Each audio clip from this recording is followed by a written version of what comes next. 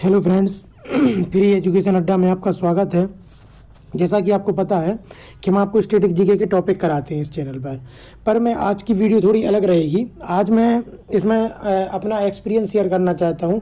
जैसे कि आपको पता है कुछ समय से वीडियो नहीं आ रही थी क्योंकि मेरा जो है रेलवे में डीवी और मेडिकल चल रहा था लेवल 5 का। तो मैं उसके रिगार्डिंग अभी आपको पूरा प्रोसेस बताऊंगा। जो आने वाले जो और भी जोनों के जो बच्चे हैं उनके मतलब जो मेरे साथीगण हैं और कुछ भी जो जिनका भी होना है उनके लिए मैं वीडियो बना रहा हूं। तो यदि आप रेलवे के स्टूडेंट हैं और आप लेवल 5 के लिए या लेवल 3 जो जब भी ऐसे मतलब डॉक्यूमेंट वेरिफिकेशन होना होगा ना रेलवे का, सबकी प्रोसेस सेम होती है और मेडिकल की भी। तो मैं इस वीडियो के माध्यम से आपको रेलवे का जो है डॉक्यूमेंट वेरिफिकेशन कैसा होगा मेरा और मेडिकल मेरा कैसा होगा ये मैं पूरी प्रोसेस आपको बताऊँगा, मतलब पूरा डिटेल में बताऊँगा। यदि आपने ये वीडियो अच्छे से देख लिया ना, पूरा शुरू से लेके एंड तक मैंने पूरा डिटेल में बताऊंगा आपको कि कैसे कैसे स्टेप होता है, फिर कौन सा स्टेप होता है, मेडिकल में क्या होता है, यदि मेडिकल में कोई फिट होने में कोई दिक्कत हो रही तो क्या होगा, मेडिकल पैनल क्या होता है, ये सब चीज़ें आपको बताऊंगा क्योंकि मैं हर चीज़ इसमें फेस किया हूँ।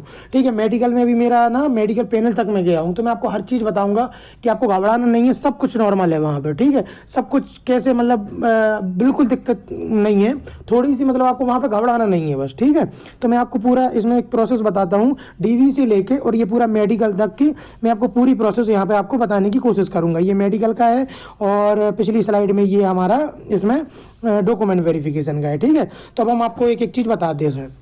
तो मेरा जो था 30 तारीख को मेरा डॉक्यूमेंट वेरिफिकेशन था चेन्नई में। तो मैं पूरी आपको प्रोसेस बता दूं कैसे क्या हुआ था। तो सबसे पहले जब मैं वहाँ पे गया तो मैं रिपोर्टिंग टाइम पे पहुँच गया था। रिपोर्टिंग टाइम पे जैसे ही पहुँचा तो उसके कुछ देर बाद उन्होंने हम लोगों को अंदर बुला लिया। हमारी शिफ्ट में 50 लड़के थे। हमारी जो शिफ्ट थी डॉक्यूमेंट वेरिफिकेशन की उसमें 50 लड़के थे, जिसमें से 42-43 लड़के प्रेजेंट थे और 6-7 लड़के जो थे वो एब्सेंट थे वहाँ पर। ठीक है, तो सबसे पहले जब हम लोग गए वहाँ पर तो जैसे अंदर गए तो पहले तो उन लोगों ने पूरे जहाँ पे बहुत से लोग बैठे थे पूरे डेस्क डली थी जहाँ पे लोग बैठे हुए थे सर लोग, और वहाँ पे स्टूडेंटों के लिए अलग से कुर्सी डली थी, 40-50 कुर्सियाँ डली थी। तो वहाँ पे स्टूडेंट बैठ जाते हैं, अपना बैग ले जाओ, कोई दिक्कत नहीं, उसमें लाइन लगाते हैं और फिर उसमें सब स्टूडेंट बैठ जाते हैं एक साथ। ठीक है, फिर वो आपको 3 पेज का एक फॉर्म देते हैं। 3 पेज का एक फॉर्म रहेगा, वो आपको वो दे देंगे, 3 पेज का फॉर्म दे देंगे। ठीक है, और इसमें बोलेंगे कि इसको कैसे, और उसमें एक जो सर होंगे वो आपको पूरा डिटेल में बताएंगे कि इस फॉर्म को कैसे भरना है, आपको किस तरीके से भरना है, फॉर्म में कुछ गलती ना भर दें, इस हिसाब से वो आपको पूरा बताएंगे। मैं आपको बता दे रहा हूँ 3 फॉर्मों में क्या क्या होता है। पहला जो पेज होता है उसमें आपका नेम, एड्रेस, जो आपने नेम अपने फॉर्म भरते समय लिखा है वो, और जो एड्रेस आप अभी का भी लिख सकते हो, जो प्रेजेंट का एड्रेस वो भी लिख सकते हो। मतलब आपको नेम और एड्रेस, पिताजी का नाम भी भरवाते हैं उसमें, माता जी का, ये सब आपको नाम वहाँ भरवाएंगे। ठीक है, एड्रेस इसमें बदल भी सकते, जैसे कैसे जरूरी नहीं कि जो आपने 2019 में जो फॉर्म भरा था वही एड्रेस आपको यहाँ पे भरना है। आप अभी नया एड्रेस भी भर सकते हैं। जैसे मेरे एक दोस्त था, उसने पूछा सर कि अभी का मेरा एड्रेस बदल गया तो मैं भर सकता हूँ क्या? उन्होंने हाँ, आप अभी का भी एड्रेस भर सकते हो, पिन कोड वगैरह आप वही भर देना। ठीक है, तो ये इसमें हो गया। फिर उसमें क्या होता है कि अंडर इसमें क्या होता है कि 4 लाइन की एक मतलब उसमें एक लाइन लिखी रहेगी इंग्लिश में। ठीक है, उसको आपको कॉपी करके वो आपको लिखना है उसी एक फॉर्म में। एक पेज रहेगा उसमें आपको वो 4 लाइन की वो आपको कॉपी करके लिखना है उसमें कि जैसा लिखे रहेगा उसी मतलब वो आपको लिखना है अपनी राइटिंग में। ठीक है, उसके बाद एक अंडरटेकिंग मेडिकल का होगा। एक फॉर्म किसका होगा, उसमें सब कुछ लगा रहेगा, बस आपको इसमें अंडरटेकिंग मेडिकल में अपना नाम लिखना है और अपना नीचे सिग्नेचर करना है। उसमें ये लिखा होता है कि मैं इस मेडिकल में यदि फिट हो जाता हूँ, जब तक मतलब यदि मैं मेडिकल में फिट हो जाता हूं तो मैं अपनी जो बाकी जॉब हैं, मतलब जो आने वाली जो लेवल 3 लेवल 2 में यदि मैं उसमें से मैं अपना नाम वापस ले रहा हूं। ठीक है, यदि मैं इसमें मेडिकल फिट हो जाता हूं तो उसमें लिखा रहता है साहब साहब, यदि मैं इसमें मेडिकल फिट हो जाता हूं तो मैं अपने जो पुराने जो आने वाली जॉब है हमारी लेवल 3 लेवल 2 वाली, उसमें से अपना नाम वापस लेता हूं, मैं इसमें ही सिलेक्ट माना जाऊंगा। ठीक है, तो ये उसमें लिखा रहता है यदि मैं मेडिकल फिट हूं तो। ठीक है, ये सब इतना हो जाएगा। ठीक है, इतने में वो आपको आराम से बिल्कुल आपको आधा घंटा देंगे ये सब भरने के लिए, 20-25 मिनट आराम से आपको देंगे। ठीक है, उसके बाद वो आपको ये भी बताएंगे कि 24 रुपये, आप जब भी जाओ ना तो 24 रुपये खुले लेके जाना। 24 रुपये का आपका वो क्या करते हैं, एक रिसिप्ट काटते हैं, जो आपकी अगले दिन मेडिकल में जो आंख टेस्ट वगैरह होना है उसकी एक रिसिप्ट कटती है, 24 रुपये की कटती है। हमारे चेन्नई में 24 रुपये की कट रही थी रिसिप्ट, तो 24 रुपये आप उसके खुले लेके जाना आप। ठीक है, मतलब चेंज लेके जाना। ठीक है, ये हो गया। उसके बाद क्या होता है, ये सब प्रोसेस इतनी हो जाएगी ना, जब फॉर्म आपका भर जाएगा, ठीक है, तो एक एक करके अब इसमें ये कुछ नहीं है कि रोल नंबर वाइज बुला रहे हैं कुछ नंबर। जैसे कि मेरा तो सबसे लास्ट में आया था, और मेरा वैसे जो था ना वो तीसरे चौथे नंबर पे था लास्ट से, पर मुझे जो सबसे लास्ट में, तो इसमें कुछ वो नहीं है, जो जैसा उनके पास होगा नंबर वो वैसा बुला लेंगे, ठीक है। तो अब इसमें क्या करेंगे, सबसे पहले आपको थम्स के लिए बुलाएंगे। 2-3 जगह, मतलब 2-3 कैबिन ऐसी लगी रहती हैं थम्स की, तो वहाँ पे आपका थम्स लेंगे, और वहीं पे एक थम्स वाला जहाँ पे आप लगाओगे वहीं पे आपकी फोटो खींच ली आएगी फ्रंट कैमरा से। कहीं फ्रंट मतलब ऐसे फ्रंट से खींच लेंगे, कहीं पीछे उसका लगा रहेगा तो पीछे से खींच लेंगे आपकी। तो यहाँ पे आपकी 2-3 जगह पे थम्स होगा और आपकी फोटो खींच ली जाएगी, ठीक है। ये वाली प्रोसेस हो गई। इसके बाद क्या होगा, ये फिर आपको फिर से आपकी जगह पे बोल देंगे आप अपनी जगह पे बैठ जाइए, तो आप अपनी जगह पे आ गए। फिर उसके बाद क्या कहेंगे, एक वहाँ पे एक केबिन लगा होगा, वहाँ पे क्या हम बॉडी के मार्क्स चेक कर रहे होंगे कि आपके बॉडी में कहाँ मार्क है। वो उन्हें 2 मार्क आपके आइडेंटिफाई करना, उन्हें फॉर्म में लिखना पड़ता है अपने। जब भी आप मेडिकल वगैरह अगले दिन देने जाओगे ना, तो वो आपके साथ रहेगा कि आपके बॉडी में उन्हें कहाँ 2 मार्क देखे हैं। तो आपको 2 मार्क आप अपने घर से चेक करके ले जाना कि ये अपने 2 मार्क बताने हैं, है ना। फिर वहाँ पे आपको कन्फ्यूजन होगा कि यहाँ नहीं, वहाँ नहीं, वहाँ नहीं, तो आप घर से ही पता कर लेना कि अपने ये 2 मार्क यहाँ से, मतलब कहीं अच्छे ये आपको टांके वगैरह लगे हो तो ये वाला भी मार्क हो जाएगा। कहीं भी आपको मूल हो, तिल वगैरह, तो वो भी आपका चेक हो जाएगा, ठीक है। तो वो भी आपका मार्क माना जाएगा। तो ये आपको 2 मार्क आपको अपने बॉडी में बताना है उनको, वो चेक करेंगे कि वहां पर है कि नहीं, ठीक है। ये हो गया।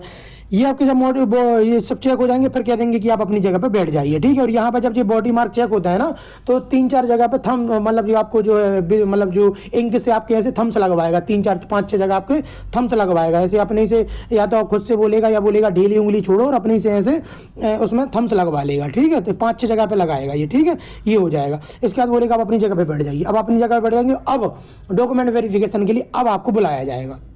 हाँ, यहाँ पे मैं आपको सलाह देना चाहूँगा, घर से आप सेल्फ अटेस्टेड करके मत ले जाना, ठीक है। इसलिए नहीं ले जाना क्योंकि देखो वहाँ सेल्फ अटेस्टेड होता है, फिर डेट भी लिखते हैं नीचे, तो क्यों, अपन को डेट तो पता नहीं रहती किस तारीख को क्या हो रहा है, 2-3 दिन पहले पता चलती है। देखो मेरे जिसको करना है कर ले जाओ, लेकिन मेरे हिसाब से वहीं कर लेना, आपको इतना टाइम मिलता है, आधा पौन घंटे में वहाँ पर मिल जाता है। तो अपना वहाँ पर बस आप क्या करना कि जो आपकी फ़ोटो है वो आप 6 से 10 ले जाना। वैसे तो 6 फ़ोटो की ज़रूरत पड़ती है, पर मैं 10 ले गया था, मैंने सब दोस्त 10 ही 10 ले गए थे, तो 10 ले जाना, क्या दिक्कत, 3-4 एक्स्ट्रा ले जाओ तो क्या दिक्कत, 10 फ़ोटो ले जाना, और पेन और फेविकॉल ले जाना। जैसे मेरे यहाँ तो वहाँ पे फेविकॉल था, पर जैसे हो सकता है कई सेंटरों पे फेविकॉल नहीं हो, वहाँ प्रेजेंट नहीं हो उस समय, तो अब एक फेविकॉल ले जाना 10 रुपये वाला छोटा सा जो रहता है, ठीक है।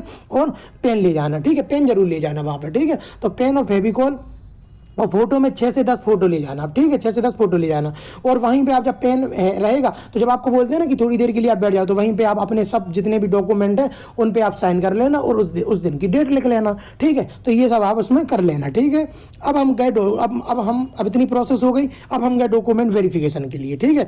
उसमें आपका क्या चेक करेंगे, 10th की मार्कशीट चेक करेंगे, 12th की मार्कशीट चेक करेंगे। हो सकता है जैसे कई दोस्तों का जो है ना सर्टिफिकेट भी चेक किया हमारे यहाँ, तो 10th 12th की मार्कशीट भी और सर्टिफिकेट दोनों ले जाना आप, ठीक है, दोनों ले जाना, ठीक है। उसके बाद क्या है, ग्रेजुएशन की लास्ट मार्कशीट, जो आपकी लास्ट सेमेस्टर की मार्कशीट है जिसमें सब कुछ लिखा रहता है, या यदि नहीं भी लिखा रहता है तो सबसे लास्ट सेमेस्टर की मार्कशीट, और जो आपकी डिग्री मिली है वो, ठीक है, जो आपकी फाइनल डिग्री है वो। प्रोविजनल, एक मतलब भाई थे हमारे साथ, उनकी प्रोविजनल थी, उनके पास फाइनल वाली नहीं थी, उनके साथ प्रोविजनल थी उनकी भी, मतलब उन्होंने ये बोल दिया, पहले तो पूछते रहे कि आपकी ओरिजिनल हो तो ज़्यादा अच्छा है, बाकी उनकी प्रोविजनल भी वो ले ली थी उन्होंने। तो ऐसे प्रोविजनल वालों को घबराना नहीं है, ठीक है, कि भाई प्रोविजनल नहीं मानी जाएगी, ऐसा कुछ नहीं, वो फिर वो सेंटर वालों पर डिपेंड करता है, ठीक है। बाकी आप ओरिजिनल है तो सबसे बेस्ट, मतलब जो आपकी मेन डिग्री है वो ले जाना तो ज़्यादा अच्छा है, ठीक है। फिर आपका कैटेगरी सर्टिफिकेट, ओबीसी से हैं, एससी से हैं, एसटी से हैं, जनरल वालों को तो उसकी कोई ज़रूरत ही नहीं है। जैसे मैं ईडब्ल्यूएस से था तो मुझे ईडब्ल्यूएस का चाहिए पड़ा था। मैं आपको ईडब्ल्यूएस के बारे में भी इसमें बता दे रहा हूँ साथ में, कि ईडब्ल्यूएस में जैसे मेरे पास 2019 वाला था, ठीक है, और जैसे मेरे साथ एक दोस्त था उसके पास नया वाला भी था, तो दोनों एक्सेप्ट कर लिए, कोई दिक्कत नहीं। बस वो आपसे पूछेंगे, जैसे मेरे यहाँ पर थोड़ा लैंग्वेज प्रॉब्लम था, हिंदी में लगा था, तो उन्होंने पूछा था कि ये क्या लिखा हुआ है हिंदी में, ये आपका निवास कहाँ है, ये ऐसा। तो मेरे साथ क्या था, मैंने हर जगह निवास भोपाल डाला था अपना, और मेरा जो ईडब्ल्यू सर्टिफिकेट है वो मेरे घर से, जो जहाँ मेरे पिताजी रहते हैं वहाँ से बना था। जैसे मेरा जो है वो अपने पिताजी घर तो अलग अलग था, तो उन्होंने बोला कि इसका कोई निवास प्रमाण पत्र आप बता दो। जैसे आपको निवास, जैसे कहीं पे उन्हें ये लगेगा ना कि इसका निवास अलग अलग जगह का है, तो वो उस जगह का एक निवास प्रमाण पत्र मांग लेंगे किन्हीं भी एक जगह का। तो उन्होंने बोला कि या तो भोपाल का बता दो आप निवास प्रमाण पत्र, या आप अपने घर का बता दो एक निवास प्रमाण पत्र। तो हमने अपने जो घर का जहाँ का ईडब्ल्यूएस था वहाँ का निवास प्रमाण पत्र बता दिया, ठीक है, कि सर ये मेरा निवास प्रमाण। तो उन्होंने कोई दिक्कत नहीं, कि हाँ ठीक है, ओके, कोई दिक्कत नहीं, ठीक है। अब इसमें सबसे ज़्यादा लड़कों को कन्फ्यूजन क्या रहती है, देखो जैसे यदि आपके माता पिता या खुद के नाम में कोई मिस्टेक हो, जैसे आपके पिताजी में जैसे कुमार लग गया, नहीं लगा, आपने फॉर्म भरते समय कुमार लगा दिया, 10-12 की मार्कशीट में कुमार नहीं लगा, XYZ कुछ भी किसी में दिक्कत है तो कोई घबराने की बात नहीं। आप अभी जहाँ भी हो वहाँ से एक कोर्ट से आप 20 या 50 रुपये का स्टाम्प पेपर पे आप लिखवा लीजिए कि जो उसमें आप ऐसा लिखवा लेना कि जो हमारे पिताजी का नाम 10-12 की मार्कशीट में है और फॉर्म भरते समय रेलवे का हमारे माता पिता का जो सर्टिफिकेट में जो नाम है वो अलग अलग, मतलब ये नाम यहाँ लग गया, ये नाम यहाँ पर लग गया, पर ये दोनों पर्सन एक ही हैं। ये आप इंग्लिश में लिखवा लेना किसी से भी, ठीक है, जो मतलब वकील वगैरह जहाँ पे जो टाइप होता है वहाँ पे आप ये लिखवा लेना और नीचे अपने सिग्नेचर कर देना, वहाँ पे एक वकील वगैरह के सिग्नेचर हो जाएंगे। तो ये आप इसमें स्टाम्प पेपर इसमें बनवा लेना, ठीक है, इसमें कोई दिक्कत नहीं है घबराने की, ठीक है। तो 10-12 ग्रेजुएशन ये कैटेगरी, अब कैटेगरी सर्टिफिकेट में सबका अलग अलग, देखो जैसे OBC वालों का है तो उसमें जो ऑनलाइन सर्टिफिकेट रेलवे का है वो ले रहे हैं वहाँ पे, ठीक है, तो आप उससे कोई घबराने की बात नहीं, वो ले रहे हैं, ठीक है। बाकी अब OBC वाले जो कैटेगरी वाले हैं ना, वो थोड़े जो भी OBC वाले हैं उनसे आप पता कर लेना एक बार, ठीक है। बाकी इतनी चीज़ें उसमें मांग रहे हैं, कोई वो नहीं है, ठीक है। उसके बाद कह देंगे आप अपनी जगह पे बैठ जाइए थोड़ी देर के लिए, तो आप जैसे थोड़ी देर के लिए बैठ जाएंगे, जब तक पूरे मतलब लड़कों का होता जाएगा तो वैसे वैसे आपको वो बुलाते जाएंगे। तो उसमें क्या होगा कि कुछ देर के वेट करने के बाद आपको ये मेडिकल का एडमिट कार्ड दे देंगे कि ये आपका मेडिकल का एडमिट कार्ड है और ये आपको इस जगह जाना है, वो आपको बता देंगे और आपको ये भी बता देंगे उस जगह पे कैसे पहुंचना है। जैसे आप पूछोगे ना कि सर मतलब जैसे नए हैं अपन तो कि सर यहाँ कैसे पहुंचना है, तो बता देंगे कि बेटा यहाँ से ऐसी बस पकड़ लेना, यहाँ से ऐसी ट्रेन पकड़ लेना। अब यहाँ पे हमारे कुछ दोस्तों को 300-400 किलोमीटर भी भेज दिया, किसी को 75 किलोमीटर भेजा, हमें 6-7 किलोमीटर ही भेजा था, मतलब उसमें किसी को नहीं पता कि कहाँ भेजेंगे वो। तो ये मेडिकल में जो एडमिट कार्ड है वहाँ पर वो आपको भेजेंगे, जैसे हमारी एक ही शिफ्ट में कई अलग अलग जगहों पर भेज दिया था, ठीक है। जैसे लड़कियों को उनका जो जहाँ की वो निवास है तो वहीं के आसपास भेज देंगे लड़कियों को, लड़कों को जैसे वो अपने हिसाब से भेज देंगे, ठीक है। तो ये आपको इतनी चीज़ें ये आपको डॉक्यूमेंट वेरिफिकेशन में आपको याद रखनी। यदि इसमें भी आपको कोई कन्फ्यूजन हो रही हो डॉक्यूमेंट वेरिफिकेशन में, इसके बाद जितनी चीज़ मैंने चीज़ें बता दी हैं इसके बाद ही हो रही तो आप कमेंट सेक्शन में डाल देना, मतलब इसमें वीडियो के मैं आपको कमेंट में बता दूंगा, ठीक है, कि और क्या इसकी प्रोसेस है, ठीक है, बिल्कुल ठीक है। अब मैं आगे चलता हूँ। अब ये अपनी हो गई पूरी डॉक्यूमेंट वेरिफिकेशन, अब आते हैं मेडिकल पे, ठीक है। अब देखिए मेडिकल में देखो आप लोग, पहले तो मैं आपको बता दे रहा हूँ, मेडिकल में ये सोच के मत जाना कि एक ही दिन में मेरा मेडिकल हो जाए। यदि आपका लक अच्छा हुआ तो आपका एक दिन में भी हो सकता है, 2 दिन भी हो सकता है, वैसे एवरेज जो दिन है वो 2 दिन मान के चलो, ठीक है। मैं बता रहा हूँ क्यों, उसके भी मैं बताता हूँ मेडिकल में क्यों 2 दिन में बोल रहा हूँ। और आपका जो मेडिकल जो है ना किसी किसी का 3-4 दिन भी हो रहा है। अब मैं अपना बता दूं ना तो मेरा बहुत लंबा खिंच गया था मेडिकल। क्यों खिंच गया था मैं आप इस वीडियो में आपको सब बताऊंगा। जैसे मेरा तो 9-10 दिन भी हो गया था मेरे को वहाँ चेन्नई में रहते रहते मेडिकल, मैं सब बताऊंगा मेरे साथ क्या दिक्कत हो गई थी। इसलिए मैंने ये वीडियो बनाई कि कल के दिन किसी का दिक्कत हो जाए तो वो मतलब नर्वस ना हो, वहाँ पर कोई दिक्कत नहीं है। मतलब जैसे कि किसी मतलब 80-90% बच्चों का तो 2 ही दिन में हो गया था, ठीक है। कुछ बच्चों को रोक लिया गया था, तो बताता हूँ क्यों। क्योंकि देखो उन्हें भी आपको कोई फेल नहीं करना है, उन्हें भी आपको पास करना है, तो वो भी चाहते हैं कि बच्चा भले कुछ दिन लग जाए पर बच्चे को हम यहाँ से फिट करके भेजें, ठीक है। तो टेंशन नहीं लेना आपको, ठीक है। अब हम मेडिकल की प्रोसेस बताते हैं आपको। मेडिकल आपको जहां मिलेगा हो सकता है वो पास में भी है, दूर में, तो मैंने बता दिया आपको, ठीक है। और आपको वो बोलेंगे कि अगले दिन आपको जो भी जिस दिन डॉक्यूमेंट होगा उसके अगले दिन आपको 8 बजे पहुंचना है मेडिकल। देखो मेडिकल हॉस्पिटल में आपको पहुंचना है 8 बजे। बाकी यदि आप सोचो आप 8 बजे पहुंचे और आपको डॉक्टर और सब लोग 8 बजे मिल जाए तो ये नहीं होगा। डॉक्टर लोग और जो मेडिकल जो स्टाफ होता है वो 9-9:30 बजे तक वहाँ आता है। 10 बजे तक आपका चालू हो जाएगी पूरी प्रोसेस, ठीक है। 10 बजे तक आपकी पूरी प्रोसेस चालू होने लगेंगी। बाकी वो लोग 9-9:30 तक आएंगे पर आपको वो 8 बजे बुला लेंगे, ठीक है। और आप मेरी बात मानना, आप किसी से भी जो मेडिकल देके उससे पूछना, तो आप जब पहले दिन जाओ ना, पहले दिन तो हो सके तो आप खाली पेट ही जाना, ठीक है। वैसे कोई बड़ी बात नहीं, 10-11 बजे तक जब तक आपका मतलब क्या होगा, मैं क्यों बोल रहा हूँ क्योंकि जब आप जाओगे तो पहले मैं आपको पूरी प्रोसेस बता दे रहा हूँ। देखो जहाँ पे आप जाओगे तो वहाँ पे एमडी का रूम होगा, मेडिकल डिपार्टमेंट में आपको जाना है। वहाँ पर जो आपको एडमिट कार्ड मिला है, जो आपको एनवेलप में ऐसा फोल्ड, वो एनवेलप में देंगे आपको एडमिट कार्ड, वो वहाँ पे जाके आपको जमा कर देना है। वहाँ पे एक जो व्यक्ति होगा मेडिकल स्टाफ का वो आपका कलेक्ट कर लेगा और फिर वो थोड़ी देर के लिए अंदर जाएगा और वहाँ पर थोड़ी 15 मिनट बाद वो आपको 3 पर्ची आपको बना के दे देगा और आपका एक मोबाइल नंबर लिखवा लेगा। ये मोबाइल नंबर आप वहीं लिखना जो आपका चालू हो। ये मत सोचना कि जो मैंने नोटिफिकेशन के टाइम लिखा था वो लिखना, नहीं, जो भी आपका चालू प्रेजेंट में, जैसे कहीं भी कुछ मेडिकल उनका बचा रहेगा ना आपका या कुछ दिक्कत होगी तो वो आपको इस पर फोन करेंगे, इसलिए ये मोबाइल नंबर अभी का लिखना जो आपका भी चालू हो और 3 पर्ची आपको वो दे देगा, ठीक है। अब 3 पर्ची देगा तो अब आपके मन में डाउट हो 3 पर्ची में क्या क्या देगा, तो देखो पहले में देगा ब्लड टेस्ट, यूरिन टेस्ट, पहली पर्ची में लिखा रहेगा, इसकी जांच के लिए पर्ची रहेगी।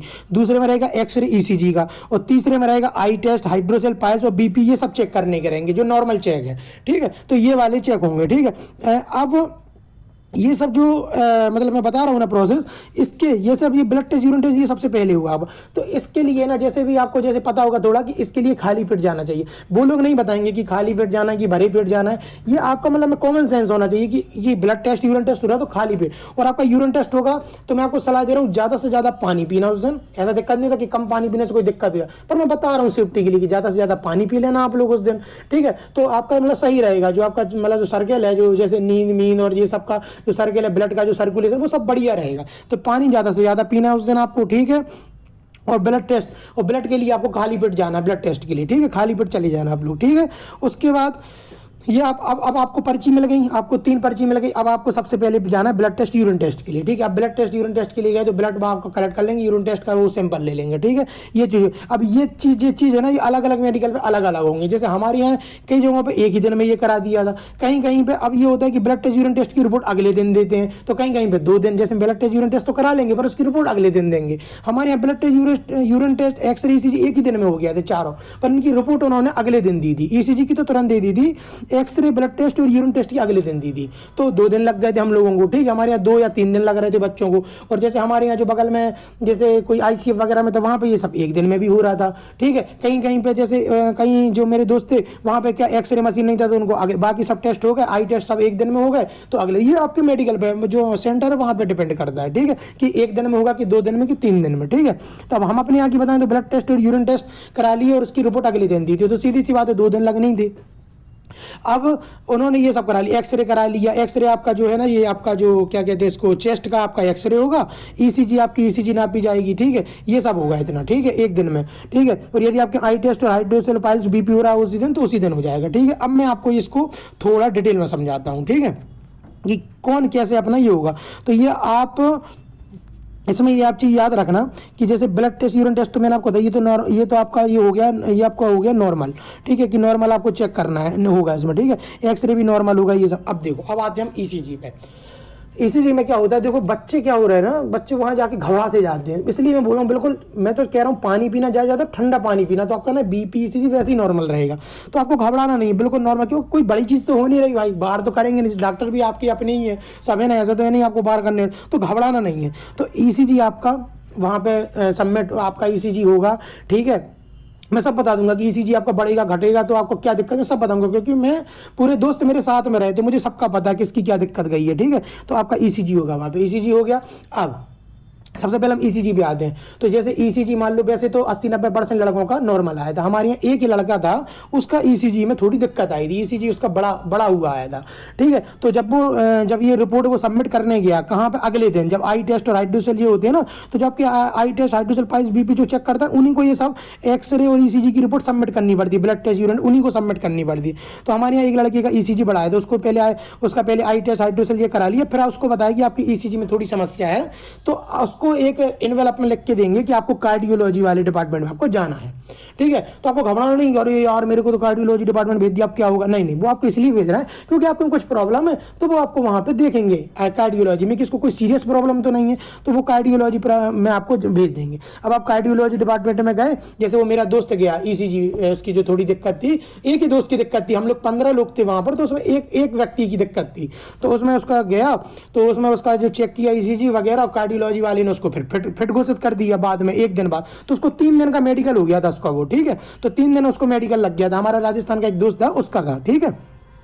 उसको 3 दिन लग गया मेडिकल में, क्योंकि ईसीजी में थोड़ी दिक्कत थी, तो कार्डियोलॉजी डिपार्टमेंट थी, वहाँ से उसको फिट घोषित कर दिया। वो जो उसको फिट घोषित किया, वो उसको एनवेलप कहाँ पे जमा करना था, यहाँ पर जहाँ पे जो सब आई टेस्ट वगैरह हो रहा है उन सर को उनको जमा करना था। तो यहाँ पे जब उसने जमा करा दिया तो उसको कह दिया कि you can go home no, आप जा, सबको यही कहते हैं कि you can go no, you can go home, इसका मतलब आप समझ लो कि आप फिट हो, आपको कोई दिक्कत, यदि आपको कोई दिक्कत है तो वो रोकते हैं कि नहीं भैया आपके में ये दिक्कत है, तो हम आपको इस डिपार्टमेंट भेज रहे हैं, तो आप वहाँ से फिट करवा के लाओ। वहाँ भी फिट नहीं होगा तो फिर आपको मेडिकल पैनल का ऑप्शन भेजा जाएगा, वहाँ से फिट करके ले आओ, कोई दिक्कत नहीं है, वहाँ से फिट आ जाओ आप, कोई दिक्कत नहीं है, ठीक है, और जमा कर दो तो आप फिट घोषित होते। यदि आप अनफिट होते हो ना, यदि कभी मैं आपको बता दे रहा हूँ तो आपको रीमेडिकल का वो बोल देंगे, आप रीमेडिकल के लिए आप कर सकते हो क्योंकि आप अनफिट हो। अनफिट में आपको क्लियर बता देंगे। यदि आपको कई लड़के कंफ्यूजन में कि हमें कुछ ही नहीं बताया, हमारा एक दिन में हो गया, हमें कुछ बताया ही नहीं गया, तो भैया आप फिट हो इसलिए आपको कुछ नहीं बताया गया, ये आप बिल्कुल मन में ठान लो आप ये चीज़, ठीक है। तो B2 C2 मेडिकल ऐसा बहुत कठिन नहीं है कि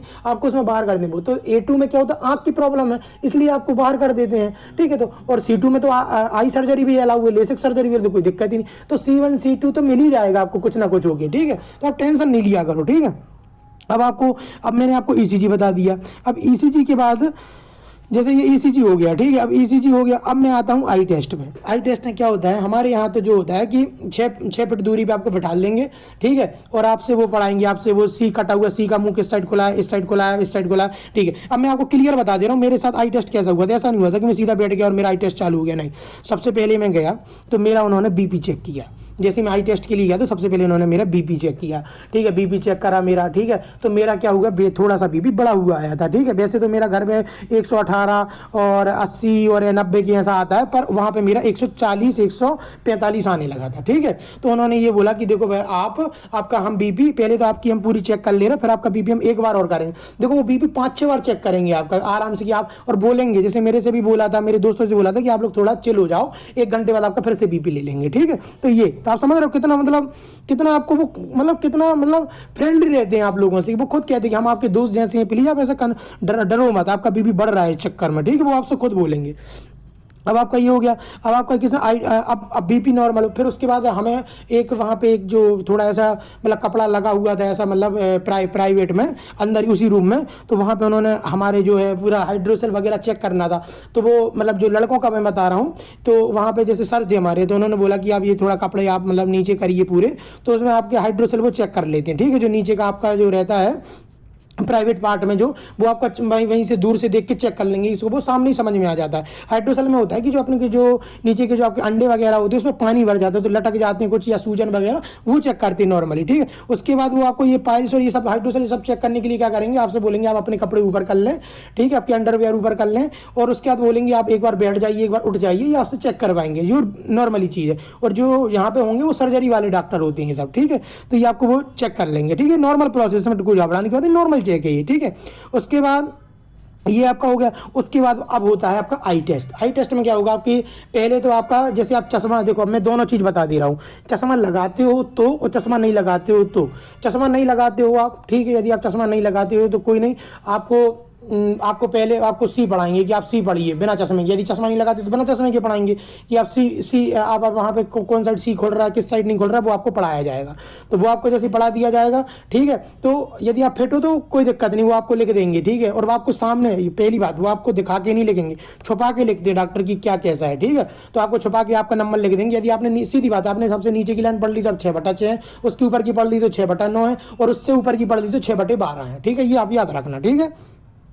ये आप अपने से भी चेक कर सकते हो, ठीक है। तो ये आप चेक हो जाएगी आपकी आई टेस्ट। अब आई टेस्ट में ये हो गया। अब तो ये तो हो गया बिना चश्मे वालों का, ठीक है। अब चश्मे वाले में क्या होगा, आपका चश्मा वाले जो रहेंगे उनसे कहेंगे आप पहले चश्मा उतारिए, आपका चश्मा उतार दिया जाएगा, और फिर कहेंगे आप अब पढ़िए आप, ठीक है। तो अब आप पढ़ेंगे तो आप जो भी लाइन पढ़ पाएंगे उस हिसाब से वो आपको बिना चश्मे के, क्योंकि उन्हें लिखना पड़ता है कि बिना चश्मे का इस बच्चे का इतना है। जैसे किसी का 6/60 होगा, किसी का 6/36 होगा बिना चश्मे का, तो ऐसे घबराना नहीं है, ठीक है। ये तो आपको बिना चश्मे का। अब वो फिर कहेंगे आप ऐसा करो, आप ये चश्मा पहन लो और अब हम आपका चेक करेंगे, ठीक है। तो आप जैसे बिना चश्मे, अब आपने चश्मा पहना, उसमें फिर आपका वो चेक करेंगे। तो एक लिखेंगे विदाउट ग्लासेस और एक लिखेंगे विथ ग्लासेस, तो दोनों लिखेंगे without glasses with glasses. With glasses आपका 6/9 जैसे B2 में 6/9 चाहिए, C2 में 6/12 6/18 ये चलता है, ठीक है। और C1 में तो लेसिक सर्जरी भी चलती है, तो कोई दिक्कत नहीं है उसमें, ठीक है। अब मैं आपको एक बता दूं, यदि आपका B2 मेडिकल है, यदि आपका B2 मेडिकल है और चश्मा लगता है तो 100% है वो डॉक्टर आपको ऑप्थेल डिपार्टमेंट में भेज देगा। तो इसमें घबराना नहीं, वो सबको भेज, आपको नहीं, जो भी चश्मा लगा रहा है और B2 में है, फिर से मैं आप नोट करना मेरी बात, यदि आप B2 मेडिकल में हैं और आपको चश्मा लगता है, और मैं तो कह रहा हूँ नहीं भी लगता है, तो आपको वो ऑप्थेल डिपार्टमेंट भेजेगा, तो आपको घबराना नहीं। ऑप्थेल में वो इसलिए भेजेगा क्योंकि वहाँ पे लेसिक सर्जरी आपकी चेक होगी, आपकी लेसिक सर्जरी वहाँ पर चेक होगी कि लेसिक सर्जरी तो नहीं आपने कराई, क्योंकि B2 में तो लेसिक सर्जरी अलाउ नहीं है, तो वो उन्हें चेक करना पड़ता है। तो वहाँ पर जब आप ऑप्थेल डिपार्टमेंट में जाओगे तो वहाँ पर भी आपको मशीन से एक बार आपका नंबर चेक करेंगे, आपके चश्मे का नंबर चेक करेंगे, ठीक है। और उसके बाद वो क्या करेंगे, आपको एक ड्रॉप डाल देंगे, एक ड्रॉप डाल देंगे आपको। तो उसमें क्या होता है, 1-2 घंटे के लिए आपको पास का नहीं दिखेगा, आपको मोबाइल वगैरह उतना नहीं दिखेगा चश्मे के साथ। चश्मा उतारोगे तो उतना दिखने लगेगा, चश्मा लगाओगे तो नहीं, 1-2 घंटे का हुआ, क्योंकि आपकी जो पुतली होती है वो फैलती है उससे, ठीक है। उस जो ड्रॉप होता है उससे आपकी पुतली क्या होती है, फैलती है, पुतली आपकी फैलेगी। उसके बाद क्या होगा, पुतली जब फैलेगी फिर आपको डॉक्टर अंदर बुलाएगा और फिर वो आपका ऐसे बिल्कुल बगल से टॉर्च मार के जो एक लाइट होती है उससे मशीन से वो चेक करेगा, तो उसको पता चल जाएगी कि आपकी लेसिक सर्जरी है कि नहीं है, कि आप लेंस डालते हो कि नहीं, वो सब पता चल जाएगा उनको, ठीक है। तो वो आपको, यदि आपकी लेसिक सर्जरी नहीं है तो वो लेसिक सर्जरी नहीं तो आपको फिट लिख देंगे B2 से, ठीक है। तो ये आपको और वहाँ से आपको फिट लिख के वो उसी जो आपको सारे जिन्होंने आपका आई टेस्ट, हाइड्रोसिल पाइल जो BP चेक कर उनको वो जमा कर देना है, ठीक है, वो उनको जमा कर देना है, तो उनको आप जमा हुआ है, ठीक है, ये हो गया। अब मैं बता रहा हूँ कि जब आप जाने लगोगे तो एक बार और आपका BP चेक करेंगे, क्योंकि उन्हें लिखना पड़ता है कि बच्चा जब जा रहा है तो कितना BP है, ठीक है। बच्चा जब आया था तब कितना BP था, जब जा रहा था ना सब, तो एक बार फिर BP चेक। तो ये मत सोचना यार मेरा तो 3 बार BP चेक हुआ, मेरा तो 4 बार, कुछ नहीं। यदि आपको BP में दिक्कत होगी तो मैं भी बता दूंगा वो क्या करेंगे। जैसे मेरे एक दोस्त था, उसको BP में दिक्कत हुई थी, तो बता दे रहा हूं मैं क्या हुआ था उसके साथ, ठीक है। तो यदि दिक्कत है तो वो ये करेंगे, और यदि वो बार बार चेक कर रहे हैं ना कि 3-4 बार, तो उनको लिखना पड़ता है वहां पे, ठीक है। और यदि आपका थोड़ा बड़ा आ रहा होगा ना, नॉर्मल से थोड़ा ज्यादा, तो वहीं चेक करेंगे। यदि बहुत ज्यादा बड़ा आएगा तो बताऊंगा मैं कि वो क्या करेंगे, ठीक है। इसलिए मैं कह रहा था पूरी वीडियो देखना, डिटेल में मैंने समझाया, ठीक है। आपके पूरे डाउट क्लियर हो जाएंगे, कहीं भी वीडियो देखने की जरूरत नहीं पड़ेगी इसके बाद। तो अब क्या होगा कि मान लो आपका BP बढ़ा हुआ आ गया, मान लो आपका BP बढ़ा हुआ आ गया, मान लो देखो ये तो सब आई टेस्ट आई टू सी आपको सब वहाँ सबमिट कर देना, ठीक है। अब मान लो आपका BP बढ़ा हुआ आ गया, अब आपका BP जैसे बढ़ा हुआ आ गया, तो जैसे उसने 3-4 बार चेक किया, 3-4 बार भी आपका बढ़ा हुआ आ रहा है, जैसा, इसलिए मैं कह रहा हूँ बिल्कुल कूल हो गया ना, तो आपका BP नहीं आएगा बड़ा। अब BP बढ़ा हुआ आएगा, तो जैसे 3-4 बार बढ़ा हो गया, तो वो क्या करेगा, फिर आपको कार्डियोलॉजी डिपार्टमेंट में भेज देगा, ठीक है, कि भैया इस लड़के का BP बढ़ा हुआ रहा, थोड़ा आप चेक करो। अब वो कार्डियोलॉजी डिपार्टमेंट भेजेगा। अब कार्डियोलॉजी डिपार्टमेंट वाले क्या करेंगे, जो डॉक्टर होंगे वो आपका एक बार फिर से BP नापेंगे, और उन्हें लगेगा कि हाँ इस बच्चे का 1-2 बार चेक करने पर, वो भी आपका 1-2 बार चेक करेंगे, हाँ इस बच्चे का BP बहुत बढ़ रहा है, मतलब बढ़ रहा है 180, 170, 178 ऐसा जा रहा है, और वो बार बार बढ़ रहा है, कम नहीं हो रहा है। क्या करो, कई बच्चे ना जैसी मशीन लगती है और उन्हें टेंशन होने लगती है, BP बढ़ जाता है, और वैसे ही दुकान पर कभी चेक कराएगी तो नॉर्मल आएगा। इसलिए मैं कह रहा हूँ नॉर्मल रहना। तो जैसे BP बढ़ता हुआ आएगा, तो उस मेरा यहाँ एक ही बच्चा था, ठीक है, मैं उसका नाम भी बता दे रहा हूँ, शंकर मीना था, मेरा दोस्ती था। तो उसका क्या है, BP बढ़ा हुआ आ रहा था। अब BP बढ़ा हुआ आ रहा था, तो उसका क्या हुआ कि उसको क्या किया, कार्डियोलॉजी डिपार्टमेंट भेज दिया। वहाँ पे भी BP बढ़ा हुआ आया, तो उसको क्या कर लिया, उससे बोला कि आप 3-4 दिन के लिए आप एडमिट होगी, यहाँ पर इस हॉस्पिटल में एडमिट होगी, जब तक आपका BP नॉर्मल नहीं आएगा, जब तक हम आपको एडमिट करे रहेंगे। अब आप इससे समझ रहे हो कितना फ्रेंडली बिहेवियर, कि देखो भैया आपका नहीं आ रहा तो आप यहीं बैठो, आपको हम एडमिट कर लेते हैं, आप शांति से बैठो, आप कूल रहो, हो जाओ, यहीं पे हम आपको एडमिट कर लेते हैं। देखो इसलिए उसका 6-7 दिन का मेडिकल हो गया था, आपको हम यहाँ पे एडमिट कर लेते हैं, और एडमिट करने के बाद आपका जब तक नॉर्मल नहीं आएगा, जब तक हम आपको यहाँ फिट, मतलब आपको बैठा ले रहेंगे, ठीक है, और आपको चेक करते रहेंगे। आपको सुबह शाम उसको चेक करते थे, वहाँ पे वो बता रहा था कि मेरे को वहाँ पे सुबह शाम चेक करने आते थे वो लोग, ठीक है। तो ये आपका ये क्लियर हो जाएगा कि BP में यदि कोई बढ़ रहा है और 2-3 बार चेक किया और फिर डॉक्टर ने आपका चेक नहीं किया, तो समझ लो आपका लास्ट बार में नॉर्मल आ चुका है, ठीक है। और यदि आपको ये कार्डियोलॉजी डिपार्टमेंट भेजा तो उसको थोड़ा डाउट है, तो वहाँ पे भेज दिया, और वहाँ से कार्डियोलॉजी डिपार्टमेंट से आप फिट आ गए, तो मतलब आपका BP नॉर्मल है, वो आपका नॉर्मल लिख देगा। यदि तब भी आपका नॉर्मल नहीं आ रहा, तो वो आपको कहाँ भेज देगा, आपको एडमिट कर लेगा, और वहाँ से फिट लिख के, वो आपको फिट ही लिख के भेजेंगे एडमिट से। यदि आपको कर लिया ना तो तभी भेजेंगे वो वापस, जब आपका फिट हो जाएगा, तो वहाँ से आपको वो फिट वाला जो एनवेलप है, वो जो अपने सर हैं जो चेक कर रहे थे आपको स्टार्टिंग में, उनको आपको जमा कर देना। तो ये आपको, अब मुझे नहीं लग रहा अब आपको मेडिकल से रिलेटेड कोई प्रॉब्लम होगी नहीं होगी ना, पूरा डिटेल में मैंने बता दिया आपको, पूरा डिटेल में। अब आप सुन लो। अब आप सोच रहे हो कि मेरे को 9-10 दिन क्यों लग गए, मेरी ऐसी क्या समस्या हो गई कि मेरे को 9-10 दिन लग गए और इतना हो गया, मेरी इतनी वीडियो भी नहीं आ पाई कुछ। अब मैं बता रहा हूँ मेरे साथ क्या समस्या हुई।